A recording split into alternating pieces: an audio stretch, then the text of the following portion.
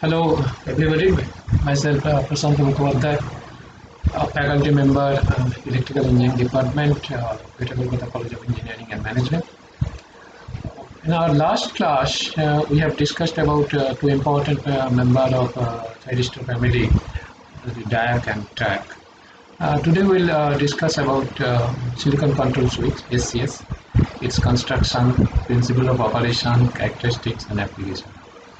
So silicon control switch, it is a 4-layer 2-gate PNPN device with P terminal forming the anode and N terminal forming the cathode. A cathode gate at the P layer next to the cathode and anode gate at the N layer next to anode. So how SCS is different from SCS? So once again I am telling you, this is silicon control switch is a 4-layer 3-junction 2-gate PNPN device. 4-layer 3-junction 2-gate PNPN device with N P terminal forming the anode and N terminal forming the cathode. A cathode gate at the P layer next to the cathode and an anode gate at the N layer next to the anode. So we'll come to the its symbol, etc. Then it will be clear once again. So how SCS is different than SCS? Basically, it has an additional gate, namely the anode gate. Secondly, it is physically smaller than SCS and is designed for operation at lower voltage, current and power. It has lower leakage and holding current than SCS. It has more uniform triggering characteristics from sample to sample and it requires smaller triggering signals. So basically this figure, actually figure 1a and the basic structure and figure B is the circuit symbol. So figure 1a gives basic structure and figure B 1b is circuit symbol. So current flowing in any of the two gates, either this anode or cathode gates, so fires the device. So you know, in case of SCS we have when we want to turn on or fire the SCS, so gate is being triggered. So here also it has two gates, anode gate and cathode gate. So any of the two gates can be fired and current flow. Now, however, no connection made at anode gate, basically anode gate and with cathode gate alone is used only. So the device behaves like SCS. On the other hand, with cathode gate not connected and use of anode gate alone, the device acts like NP SCS and is fired by making anode gate more negative. So this is the symbol. This is 4-layer 3-junction 2-gate structure of SCS. And this is a circuit symbol. This is cathode gate, and this is anode gate, and this is cathode gate. This is anode, and this is cathode. So there are 4 terminals. So basically, so SCS may be fabricated using either clone junction technique or planar technique. Using the planar technique, anode is in the form of a ring of diffuse material surrounding the NPN transistors.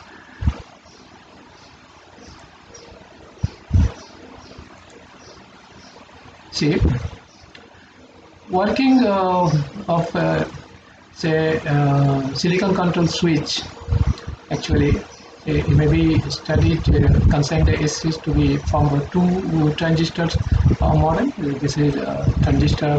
This is one transistor and this is another transistor. This is 2 transistors, transistor 1 and transistor 2, placed back to back. It's back to back as shown in this figure. Okay. This transistor Q2 is NPN type. This is the NPN type transistor, and say this figure gives the circuit representation using circuit symbols for the transistors. So in this circuit, the figure, the base current IV, this is the base current IV of NPN transistors, Q2 gets multiplied by the current gain beta 2. This is beta 2 to constitute the collector current, which is equal to beta 2 IB. This is the collector current of the transistor 2. Beta 2 IB of this transistor 2, and this current form the base current of the transistor Q1. This is the transistor Q1, and beta 2 IB is the base current of transistor 1. So this current again beta 2 IB after multiplication by the current gain beta 1 of this transistor 1 constitute the base current of transistor 2. This is one beta 1 beta 2 IB is the base current of the transistor 2. Now if this base current beta 1 beta 2 IB exceeds the initial base current IB, that is if beta 2 beta 1 product of beta 2 and beta 1 greater than 1, then both the transistors Q1 and Q2 are driven to saturation and the device operates in the on state. Okay, so the quantity beta 1 and beta 2, the product of this current gain of the two transistors, decides the on condition of the device. Hence, any factor with influences either beta 1 or which influences either beta 1 or beta 2 will also influence the operation of the device. So reduction either beta 1 or beta 2 reduce the product beta 1 beta 2, and in case beta 1 beta 2 reduce it below unity, SCS gets switched off. So now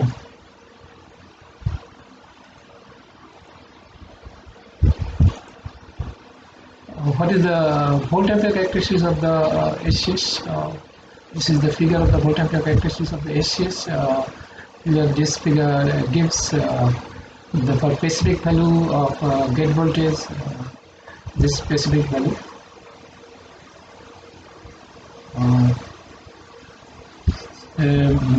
Similar to that of the SCR, of course, as the applied forward voltage, this is increases. Current initially is extremely small and increases extremely slowly up to this point, and beyond this point current increases rapidly, and at a voltage, forward voltage, say corresponding to this point P, the product beta 1 and beta 2 exceeds unity, and suddenly the device switches on onto the on state. In the on state, the current becomes very large, and it can be limited only by using the series resistor V2. Now, as the applied forward voltage is reduced, this product beta 1 and beta 2 reduces, and current reduces, and conductance stops if the current is reduced below this holding current IH. So, corresponding to this current, the voltage, forward voltage is VH, is known as the holding voltage. Now, in similarity with SCR, the silicon control switch also exhibits negative differential resistance in this region. This is the negative differential resistance region VH. So if anode voltage gets applied suddenly, so this SCS gets switched on accidentally due to the rate effect caused by transition capacitance at reverse bias junction J2. You know, reverse bias junction J2 is here. Okay, junction 1, junction 2. So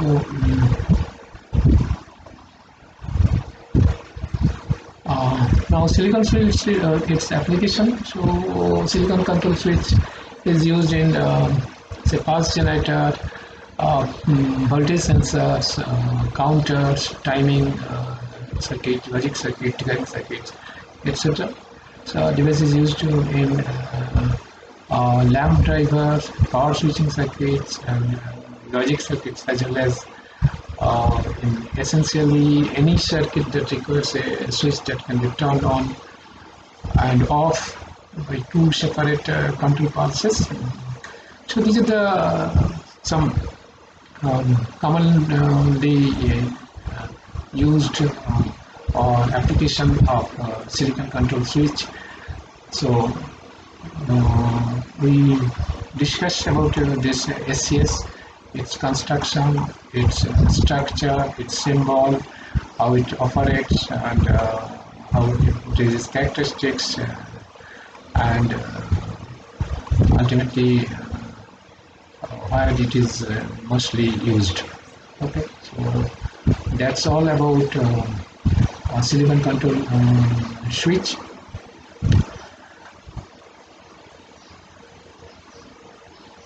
So now we'll talk about IGBT, its principle of operation, characteristics, and applications. Now IGBT is insulated gate bipolar transistors. So this is the symbol. Insulated gate. This is collector. This is gate, and this is emitter. This is the construction like this.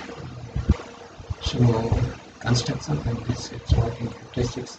This is the most popular and commonly used power electronic switch devices of this bipolar junction transistors and MOSFET. So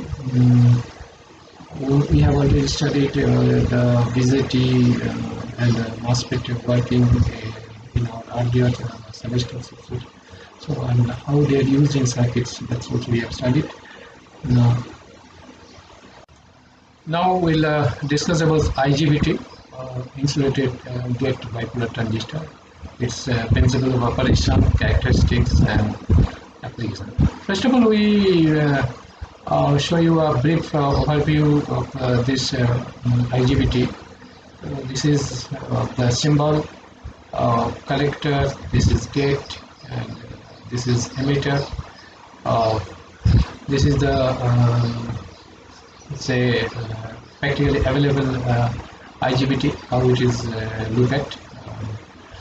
Now this is the say construction, and this is basically the working. This is a voltage and collector current, and controlling voltage, different gate emitter voltage.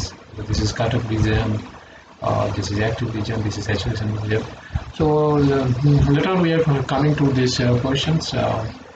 This is a most popular and commonly used power electronics switch devices. Basically you have already studied about that. This is bipolar junction transistors and MOSFET, metal oxide separated field transistors. We have already discussed about this in our earlier semester about this BJT and MOSFET, its working and how they are used in circuits, etc. So these are you are already familiar with, but these components have some limitations to be used in very high current applications, and some limitations to be used in very high current applications. So we move to another popular power electronic switching device called IGBT.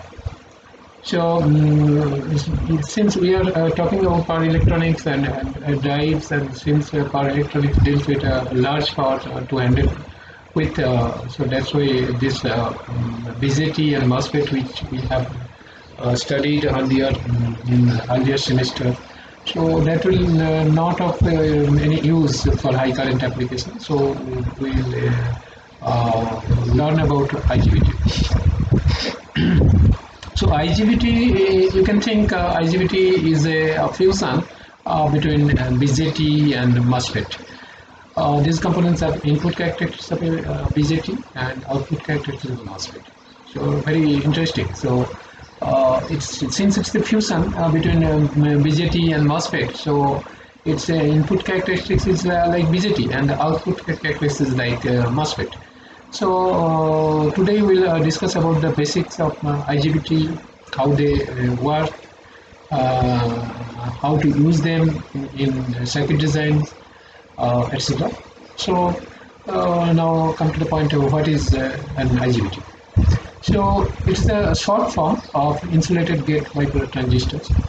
So it's a three-terminal device, three-terminal switching device that can be used for fast switching with high efficiency in many types of electronic devices. So mostly these devices are used in amplifiers for switching and trigger and processing complex wave patterns with pulse width modulations, etc. So typical symbol of IGBT, along which it's one of its image is shown here. This is the symbol of IGBT, and it's a typical use available IGBT. IGBT, as I told you, it's a fusion between BJT and MOSFET. Symbol of IGBT is also represents the same. So even see the input side represents the MOSFET with gate, and output side represents BJT with collector and emitter. So collector and emitter are the conduction terminals, and gate is the control terminal, with which the switching operation is being controlled.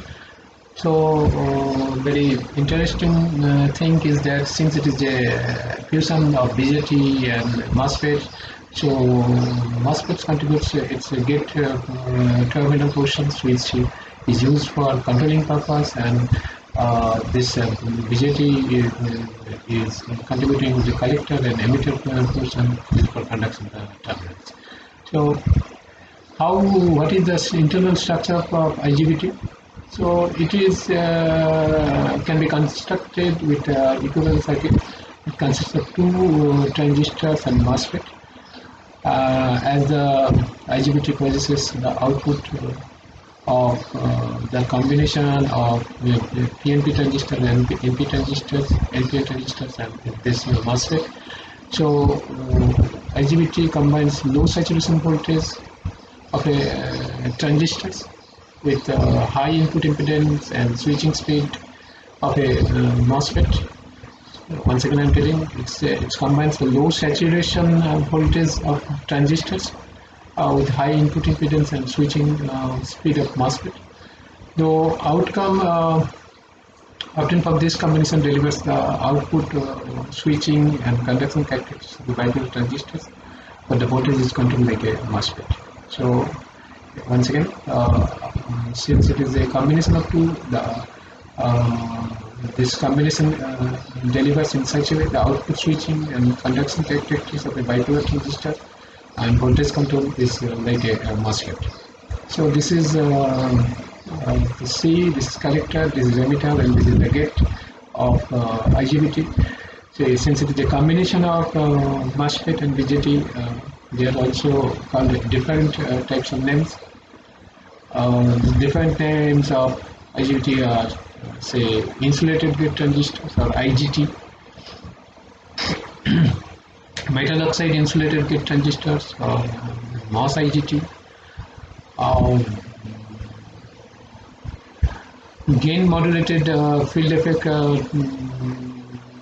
say, transistors or JEMPET, and conductively modulated field effect transistors complete. So these are the different names of IGBT available in the market.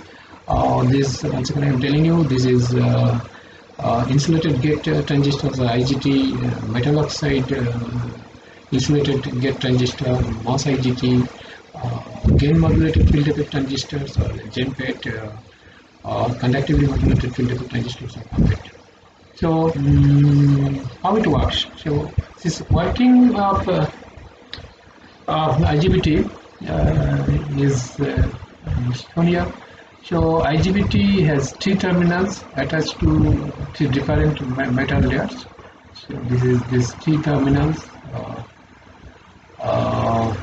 See, these are attached to three different metal layer.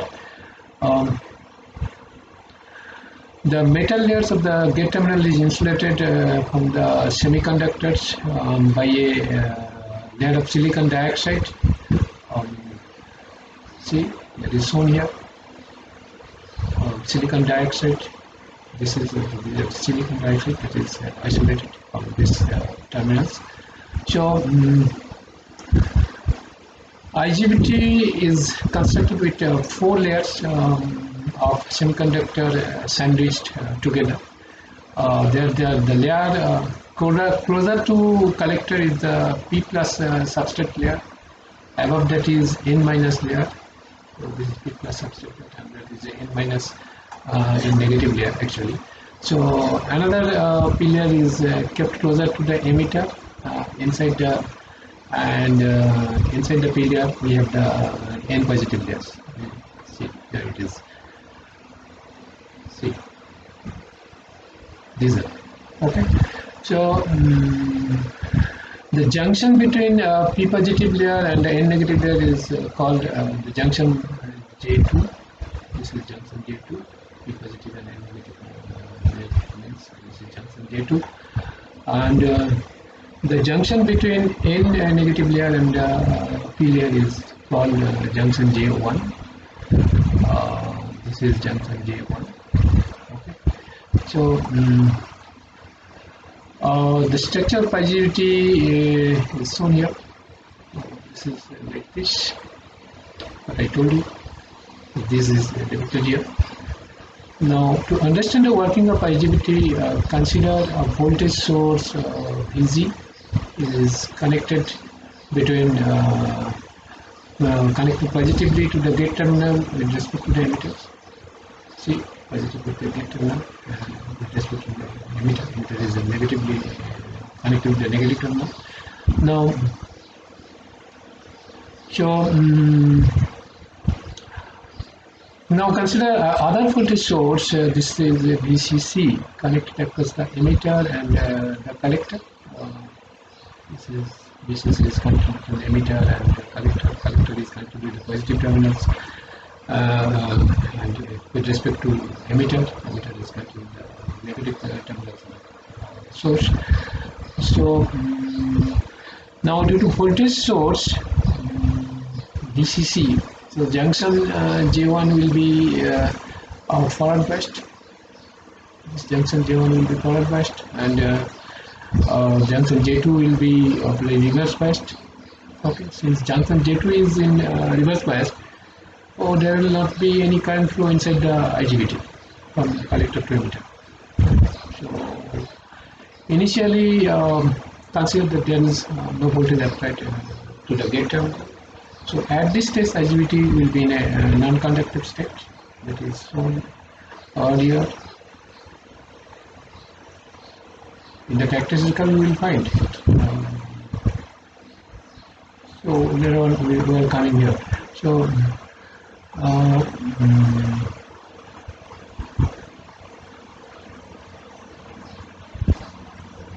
now no voltage applied to the gate terminal, so at this time IGBT will be in a non-conductive state. Now if we increase the applied gate voltage due to the capacitance effect on the silicon dioxide layer, the negative ions will get accumulated on the upper side of the layer and the positive ions will get accumulated on the lower side of the silicon dioxide layer. Okay. It is so.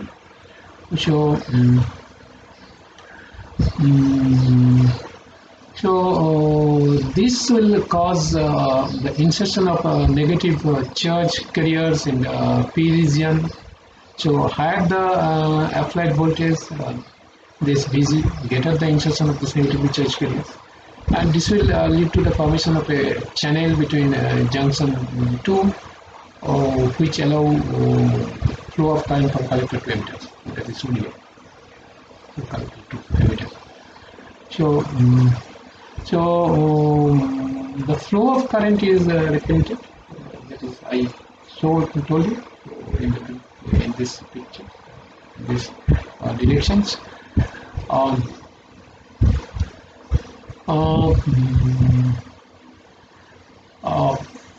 This current is shown when the applied gate voltage increases, the amount of the current flow is also increases from the collector to emitter, also increases. So So as I told you in the very first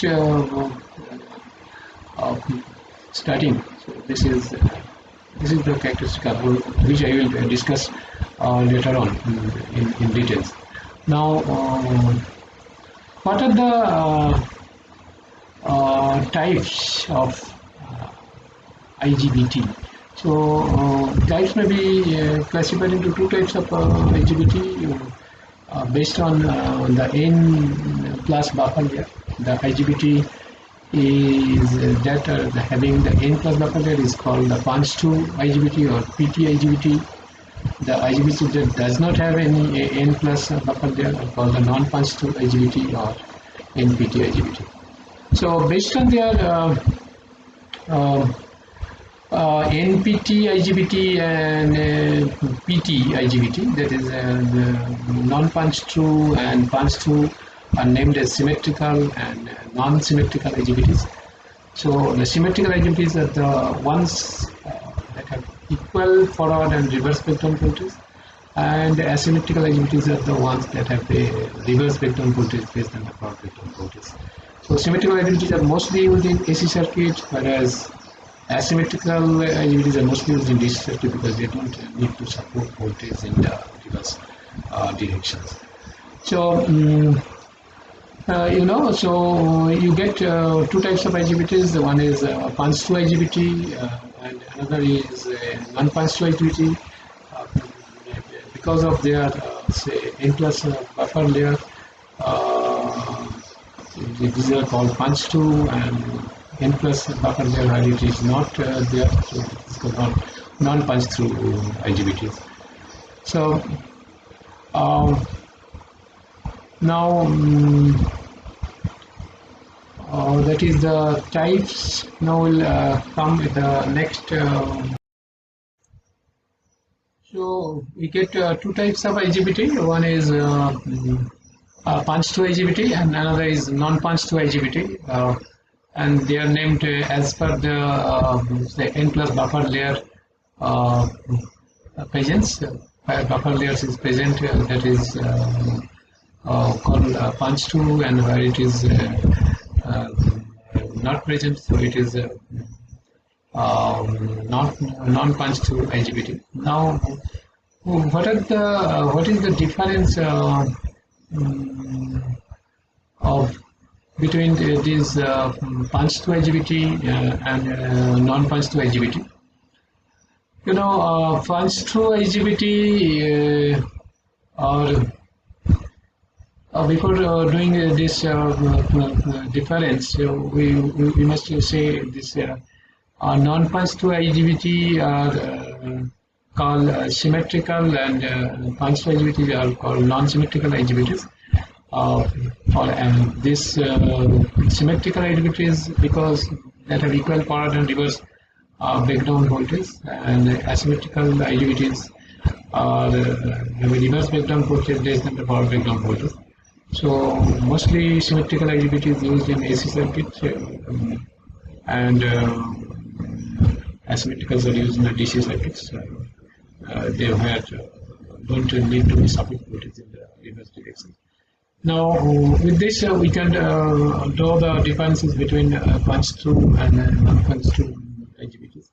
Punch through IGBT are less rugged in short circuit failure mode and has less thermal stability, whereas non-punch through are more rugged in short circuit failure mode and has more thermal stability.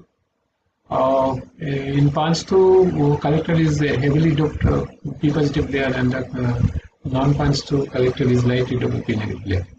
So it has in case of punch through IGBT, it has small positive temperature coefficient, constant voltage, hence parallel operation requires great care and attention. This is very important. And non-punch through temperature coefficient of constant voltage is strongly positive, hence the parallel operation is easy. And turn-off loss in turn-off loss is more temperature sensitive, hence it increases significantly at a higher uh, temperature, and turn-up loss is less temperature sensitive in case of non-pulse through IGBT, and it will remain unchanged with temperature. Now, operation of IGBT as a circuit, since IGBT is a combination of BJT and MOSFET, so let us see its operation and as a circuit diagram. Here is the internal circuit diagram of IGBT, which includes two BJT and one MOSFET and another JFET. So gate, collector and emitter pins of the IGBT are marked here. So this is the internal circuit diagram of IGBT.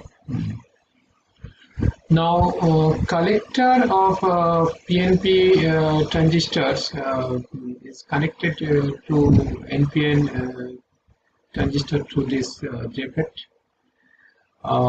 JFET connects the collector of the PNP transistor and the base of the PNP transistors, and these transistors are arranged in such a way to form a parasitic transistor setup to create a negative feedback loop.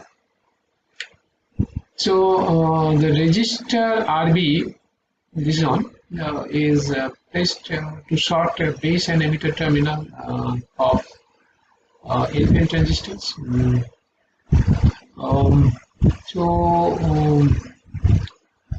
To ensure why this is sorted, to ensure the transistor does not latch up, which leads to the latch up of the IGBT. So JFET is used to signify the structure of the current between any two IGBT cells and allows the MOSFET and support most of the voltages. So that's all about the internal say circuit diagram and as this IGBT and its operation. Now switching characteristics of IGBT will be discussed. This IGBT, you know, is a voltage control device, and it only requires a small voltage to the gate to stay in the conduction state. Once again, I'm telling you, since it is a voltage control device, so definitely it requires a small voltage to the gate to be in the conduction state. And since these are unidirectional device, they can only switch current in the forward directions, which is from collector to emitter. Typical switching circuit is shown here. The gate voltage VG applied to the gate pin to switch a motor. This is motor. This is M. For which apply voltage V positive. The resistor RS is roughly used to limit the current to the motor. See, so gate voltage is connected here, switching this motor, and this resistor is limiting this current. So series resistors. This is the typical circuit diagram. Now, input characteristics of IGBT can be understood from the graph given here. Gate voltage and collector current in practice like this. No conduction state. This voltage is the release. This is the session voltage, and then it will be the current will flow. So say this has three stages we are finding here. When gate voltage is 0, so this is in the offset and called as the cutoff region.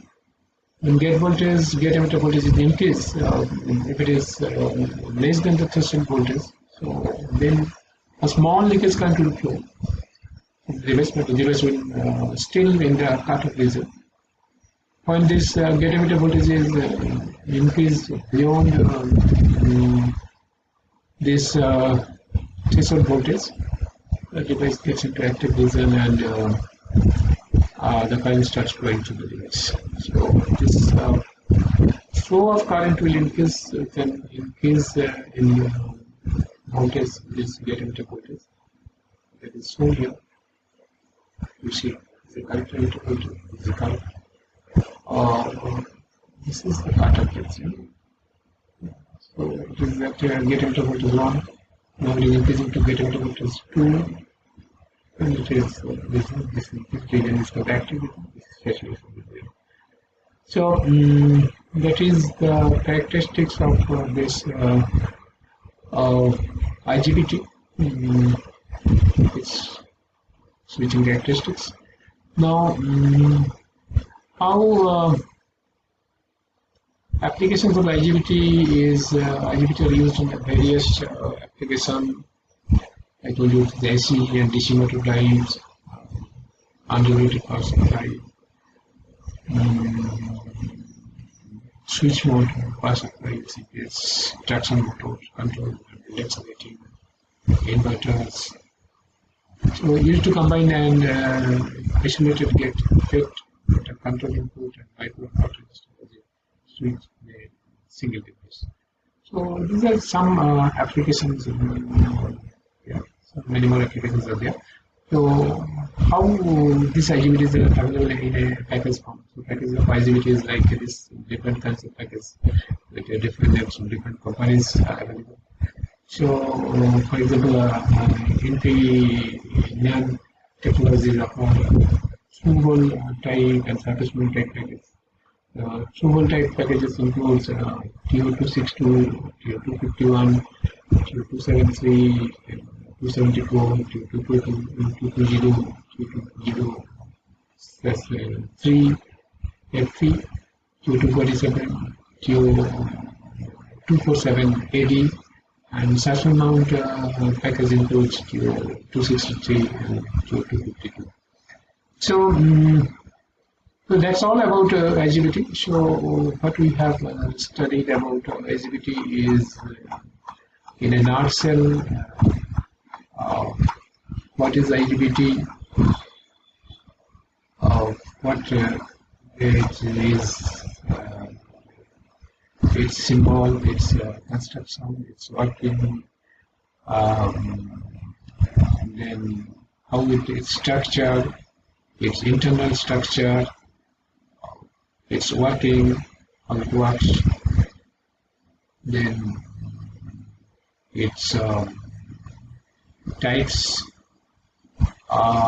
difference between the different types of these IGBTs, then its operation, how it operates as a circuit, then its switching characteristics, and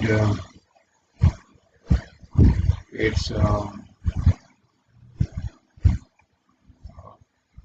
this is the switching characteristics, different characteristics of and applications and available packages of IGBTs. So that's all about IGBTs.